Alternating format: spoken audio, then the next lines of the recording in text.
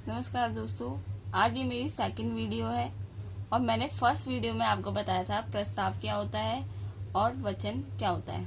तो आज मैं आपको सेकंड जो मेरी वीडियो है इसमें मैं बताऊंगी कि वचनदाता तथा वचन ग्रहीता क्या होता है और ठहराव क्या होता है और अनुबंध क्या होता है। तो पहले हम वचनदाता और वचन ग्रहीता के बारे में पढ़ेंगे। तो वचनदाता और वचन ग्रहीता, इसको हम प्रोमाइसर एंड प्रोमेसी भी कहते हैं। प्रस्ताव को हम ऑफर कहते हैं इंग्लिश में। प्रस्ताव करने वाले व्यक्ति को वचनदाता या प्राप्तकर्ता कहते हैं। मतलब जो हमारा ये जो वचनदाता होता है उसे हम प्रस्तावकर्ता भी कह सकते हैं, तथा उस प्रस्ताव को स्वीकार करने वाले व्यक्ति को वचन ग्रहीता कहते हैं। उदाहरण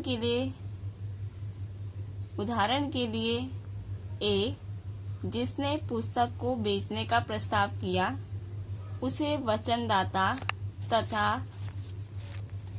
बी, जिसने पुस्तक उस मूल्य पर क्रय करने की स्वीकृति या स्वीकार दी, उसे वचन ग्रहीता कहेंगे। अब मैं आपको एक एग्जाम्पल से बताऊंगी, अच्छे से समझाऊंगी आपको, जिसे आपको समझ में आ जाए। यहाँ पर हमारा क्या है, वचनदाता हम किसे बोलेंगे, दोनों में से ए बी दो हैं। ए ने बी को प्रस्ताव रखा। प्रस्ताव को हम प्रपोजल या ऑफर भी कह सकते हैं। इसमें उसने क्या करा, प्रस्ताव रखा किताब को बेचने का, ए ने रखा।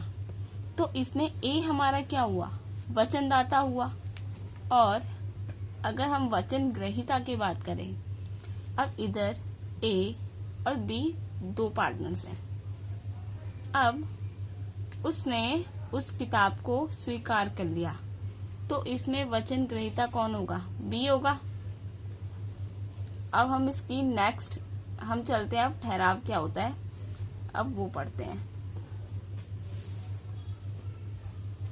ठहराव को हम एग्रीमेंट भी कहते हैं।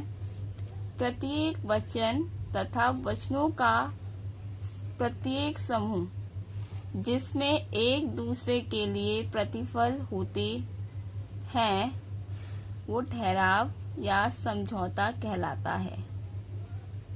प्रत्येक वचन और वचनों का प्रत्येक समूह, वचन मतलब प्रॉमिस करना, जिसमें एक दूसरे के लिए प्रतिफल होते हैं।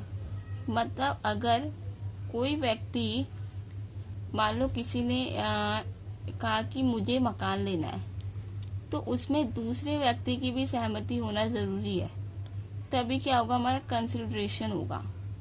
तो जैसे मैं आपको उदाहरण से बताती हूँ, ए और बी के मध्य मकान बेचने व खरीदने के लिए सहमति को हम ठहराव या समझौता कहेंगे। ठहराव और समझौता एक ही है, दोनों का मीनिंग एग्रीमेंट ही होता है। अब इसमें ए बातचीत कर रहे हैं किसको लेकर, मकान को लेकर। इसमें ए बातचीत कर रहा है बी से, पर इसमें दोनों की सहमति होना जरूरी है। अगर वो मकान के बीच में जो बातें कर रहे हैं उसमें दोनों की मतलब खरीदने बेचने की अनुमति होनी चाहिए कि मैं इतने में खरीदूंगा या मैं इतने में इसको बेचूंगा, ठीक है ये रेट ठीक है। अब नेक्स्ट में चलते हैं। कॉन्ट्रैक्ट क्या होता है हमारा,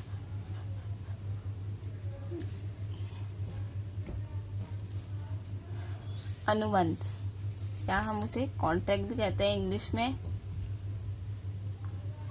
धारा 2H के अनुसार अनुबंध ऐसा समझौता या ठहराव है जिसे कानून द्वारा परिवर्तित कराया जा सकता है। मतलब ये एक ऐसे सभी जो एग्रीमेंट होते हैं उसके अगेंस्ट हम क्या कर सकते हैं, कोर्ट में केस दर्ज करवा सकते हैं। जैसे देखो, अनुबंध, समझौते को हम ठहराव भी कह सकते हैं, प्लस कानून द्वारा परिवर्तनीयता भी कह सकते हैं। दोस्तों, आज की वीडियो में सिर्फ इतना ही। इसके आगे का मैं आपको अगली वीडियो में बताऊंगी।